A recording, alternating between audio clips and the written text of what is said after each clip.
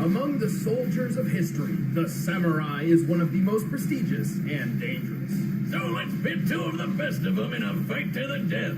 Samurai Jack, the warrior prince lost in time. I like Samurai Jack. And Afro Samurai. I want to check out Afro Samurai because that looks like a good anime. He's Wiz and I'm Boomstick. And it's our job to analyze their weapons, armor, and skills. The animation reminds me of Boondocks. Who win a death battle. Long ago, in a distant land, Aku, the shape-shifting master of darkness, unleashed an unspeakable evil. But a foolish samurai warrior wielding a magic sword stepped forth to oppose me. I mean him. And that nameless samurai became known as... Jack. Jack was on. Jack was... Doesn't really strike fear into your enemies. Young Jack was the son of a Japanese emperor who had imprisoned Aku years before. However, upon Aku's return, the emperor and his army were quickly defeated. The last of all hope remained in the hands of his son. Oh, look how small he is. Well, to prep for beating the snot out of Aku, little Jack traveled the world. I didn't know he was training with 75. the best of the best. Most notably, he learned horseback riding from a sheikh, staff fighting in Africa, wrestling from gladiators, axe throwing from a Russian boyar, mounted combat from the Mongols, martial arts from Shaolin monks, and archery from freaking Robin Hood. You know, everyone's favorite talking fox. Ooh, lolly. Wrong Robin Hood. That's your opinion. Jack's progress was exceptional. At just 8 years old, he defended a whole village from a band I like this of beat in the marauders. background. All before he could even legally drink the good stuff. 17 years later, he was ready for the final boss. He just needed one more thing. His pajamas. No. His katana. His katana. Katana, pajama, tomato, Alfredo. It's all the same. But before Jack could put his training to good use, Aku pulled a bitch move and zapped him hundreds of years into the future. What a waste. Just like when you spend 4 sleepless years struggling through college and then find out too late that nobody cares about your English major. I thought you graduated from the School of Evil Science or something. Well, you still have to pick a major. Should have chosen a more practical one, Wiz, like mine. Anyway, even though he was trapped in... Do people even really care about English majors anymore? I don't know. That's just me. Because, like, whenever I heard people say their major is English, I'm like, I don't know what, like, possibly they could do with it.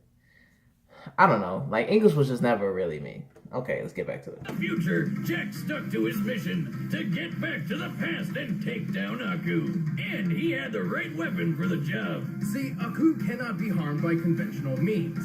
Thus, a special blade was forged by gods from Norse, Egyptian, and Hindu pantheons. Odin, Ra, This and mystic Vishnu. sword is nearly unbreakable and absolutely incorruptible. And boy, is Jack's katana an extremely effective weapon. It can absorb and redirect energy, including fire, vaporize beings of evil, and slice through nearly any substance, even adamantium. The Wolverine super metal? Yeah. Where's that there? Probably just coincidental naming, but it is shown to be stronger than steel. Of course it is. Of course So it the is. sword's pretty awesome, but so is Jack. He's strong enough to push over this giant pillar, tough enough to survive a fall from orbit, and fast enough to defeat 6 bounty hunters in the time it took for 1 drop of water to hit the ground. By timing the drop, all this had to have taken Here comes the place in math. about 1/3 of a second. He's like a ninja samurai. Ninja Mirai. Actually, he is trained in ninjutsu, He which is. probably helped when he was forced to dodge beams of sunlight. For this one in particular, it's clear Jack began dodging after the beam was fired. By Yeah. examining both Jack and the beam's movement frame by frame, we've concluded his highest reaction speeds must be nearly 70. Bro, can we please just appreciate the math? Because, like, there's no way that I don't know anybody who can think of this stuff in their head to just figure out all this math to figure out, like, how strong these characters are. So please please appreciate them for this math. percent the speed of light. Damn, that's fast. What can he do? Next thing you'll tell me he has the power to fly or something. Well, Jack can't fly, but he did learn how to jump good. It's crazy. I remember that A episode. giant boulder on his back, which compared to his height, we can determine to weigh 39 tons. Jack learned how to leap high enough to clear these trees. Crouching tiger, hidden samurai. That one looked like he was really doing. Like, looked like he was just really focusing all his ki to rise up. These trees are pretty big, and this jungle has a bunch of these ugly baboons running around. And if I were a betting man, which I am, I'd say that this is the African rainforest, where the average tree is about 130 feet tall. Tips on Jack from my basketball team. Yeah, he got hops. We haven't even mentioned the time he survived several exploding missiles with his friend, the Scotsman. Why does he look so familiar? Well, I like him. With so much talent, it was only a matter of time until Jack found his way home and defeated Aku once and for all. Yeah. But it took a lot longer than it probably should have. 50 years, in fact. It did take a long time. Travel makes you stop aging for some reason, but Jack's a good-hearted soul, like a Boy Scout who hasn't discovered Twitter yet. He can be pretty gullible when it comes to more devious opponents. Also, he continues to prolong his lonely journey over and over, just because he frequently puts the needs of others before his own. Still, the forces of evil should watch out for Samurai Jack.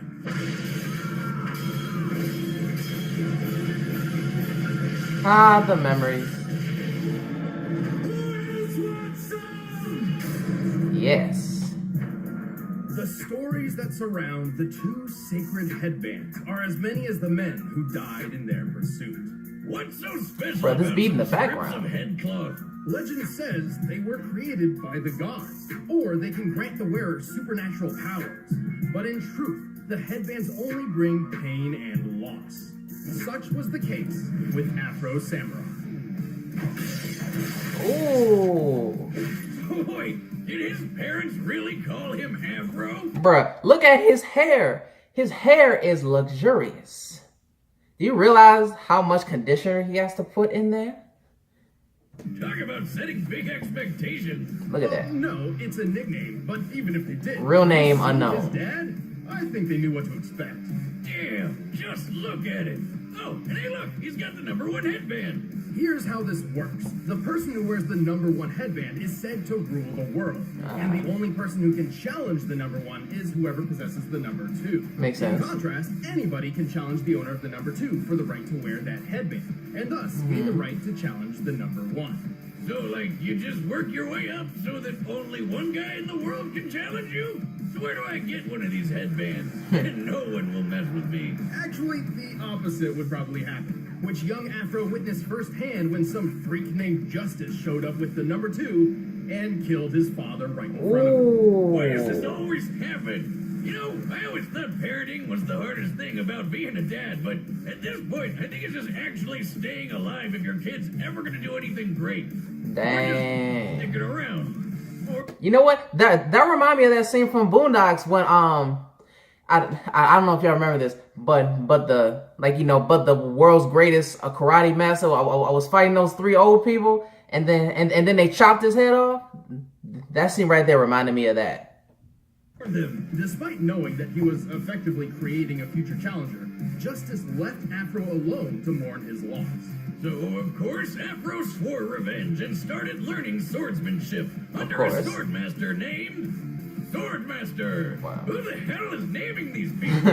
Through Swordmaster's training of sword mastery, Afro learned the traditional Sword samurai mastery. fighting styles of Kenjutsu and Kendo. Kenjutsu is all about how to kill an opponent as fast as possible, while Kendo is more about discipline and being zen and stuff.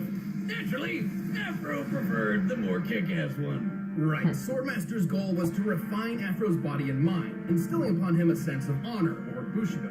But that Didn't work. quite mesh with Afro's thirst for vengeance. Nope. So when he found out that Swordmaster had the #2 headband all along, Ooh. he knew what he had to do.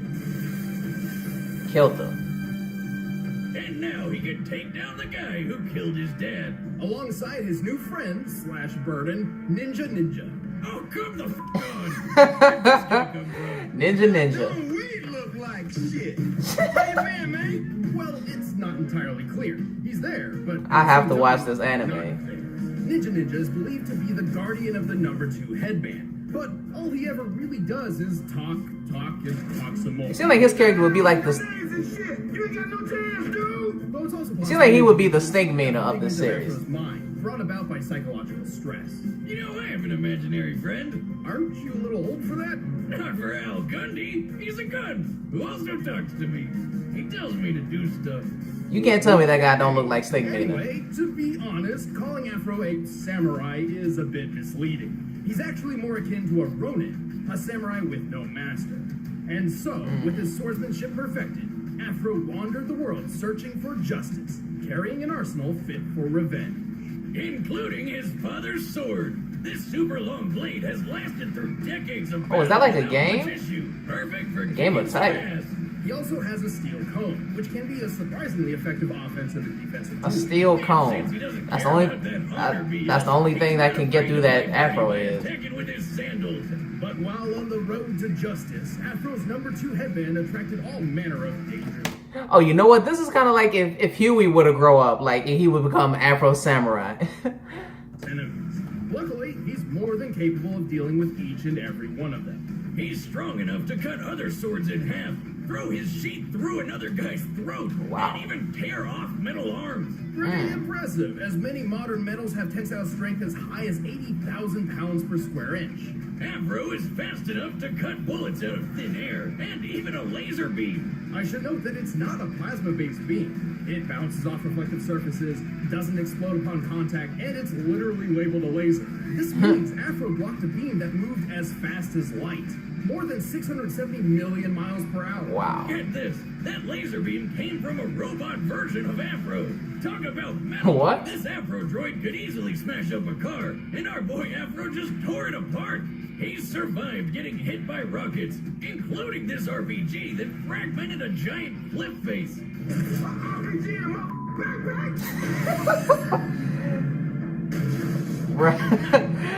Oh my God! You know what? After I record this, I'm gonna watch the first episode. Ash, which can sometimes grow as high as 30 feet. With that in mind, we compared its height to the fragmentation created by the explosion, and compared the resulting surface area to the shear force for granite. With this, we deduced the RPG's highest possible explosive yield must be around 72 tons of TNT. Please give it up for this math, What kind of please. mega rocket launcher are these guys packing? Where do I get it? Many stood in his way, and Afro didn't get through them all unscathed. But by the end, he cut down justice, took his revenge in hand, and proved to the world that Afro Samurai Sliced is and number diced one. them. Why you gotta kill all my men? Why you gotta kill me? Nothing personal. It's just revenge. Okay. All right, the combatants are set. Let's end this debate once and for all. But first, looking at these swords makes me want to sharpen my knives for my blue apron meal tonight. I don't know who I want to bet on. Okay, Blue By Apron. now, Okay, you've probably heard of Blue Apron. okay. Let's do this and there we go. Battle! Okay, before we get, I don't know who to bet on because like Afro Samurai seems very OP, but I feel like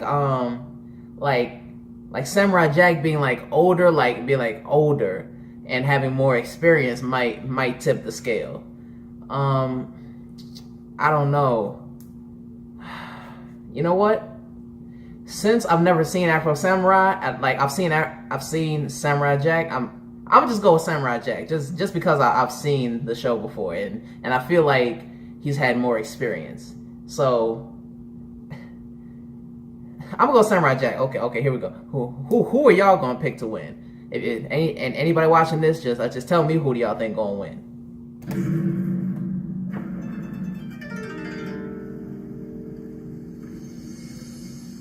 There goes Jack across a bridge.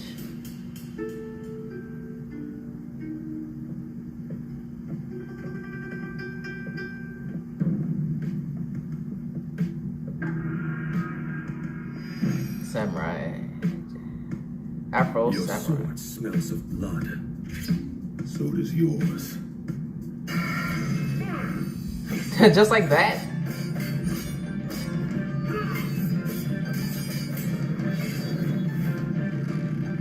Oh.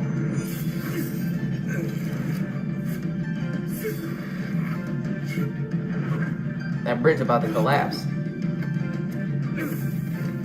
For real? He really had to flick the cigarette in his face?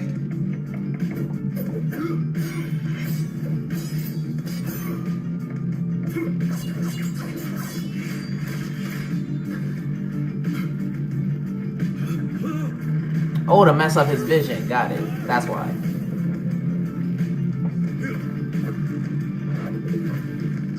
Huh, you jump good. Oh, thank you. You jump good. Ooh. Oh.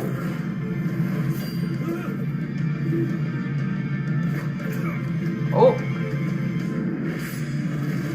Oh.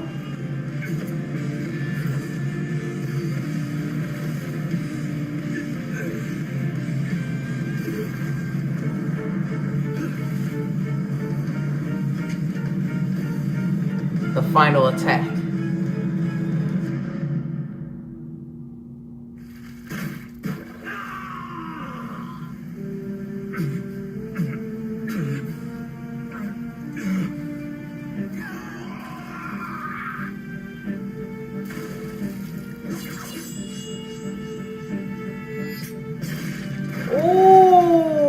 Oh!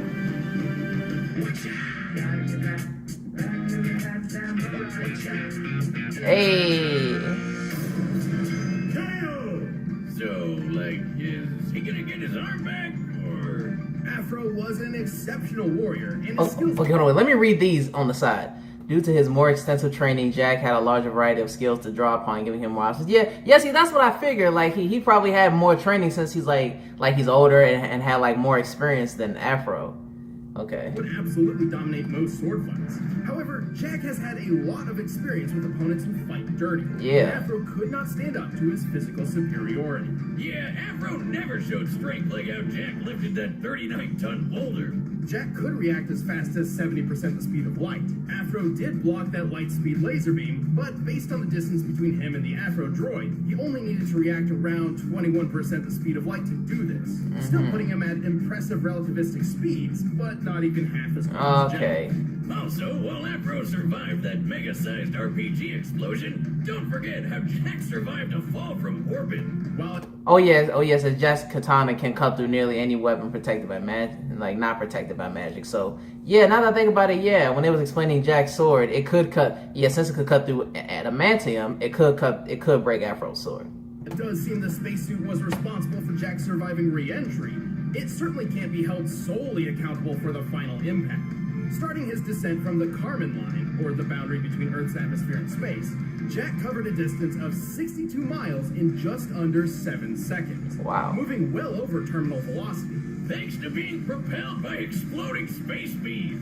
which means his top velocity was approximately 37,000 miles per hour. Sheesh. Adding the spacesuit's weight to his own, this means his impact force must have equaled about 19 megatons of force. Way more than anything Afro survived. And then he just got up and walked away. Badass. In the end, Jack was just too fast, too strong, too tough, and too well trained for Afro to handle. The winner is Samurai Jack. All right. Who's up next? Thanks for watching. If you guys want exclusive commentary on the episode, just click that little box right over there. And if you want the battle music from this episode, you can get... Oh, by the way, would you guys ever think that Chad is Boomstick and Ben is Wiz? Like, you know, I would just like, you know, guess just by the faces that Ben would be Boomstick and Chad would be Wiz, but no. Okay, now let's see who's next. Click the link in the description. Next time on Death Battle. Wait.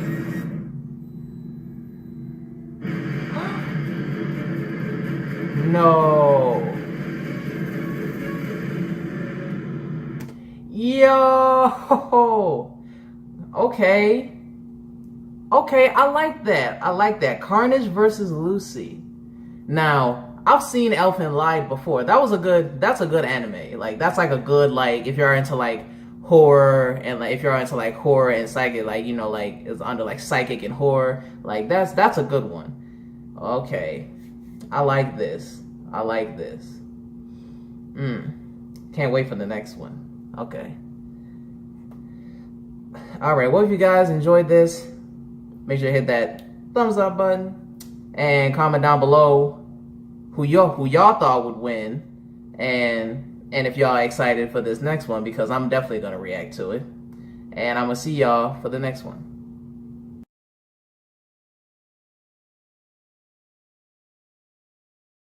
A nigga handsome and wealthy. Is it cause a nigga cook like a professor?